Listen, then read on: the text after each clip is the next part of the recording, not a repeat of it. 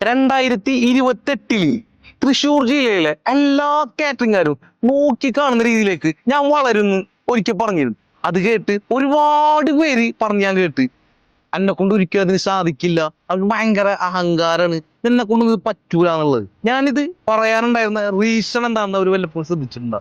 ഇന്ന് മികവായി നിൽക്കുന്ന കാറ്ററിംഗിൽ ആധിപത്യമുള്ള നല്ല എക്സ്പീരിയൻസ്ഡ് ആയ എല്ലാവരെയും എടുത്ത് ശ്രദ്ധിച്ചോ, അവരാരും പഠിക്കാൻ തയ്യാറല്ല.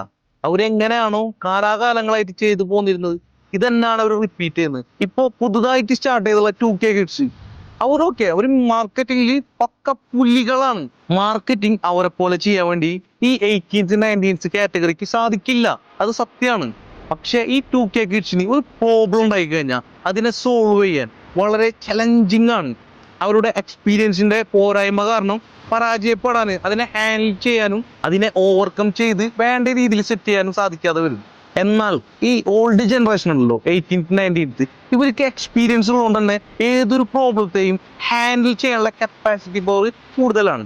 2K കിഡ്സിന് അവര് അറിവുകൾ ഞാൻ അങ്ങോട്ട് ചോദിച്ച് പഠിക്കാൻ മുന്നിട്ടിറങ്ങാൻ തയ്യാറാണ്. പക്ഷെ ഈ 19th 18th കിഡിനൊക്കെ ഈഗോ കൂടുതൽ, സെൽഫ് ഈഗോ.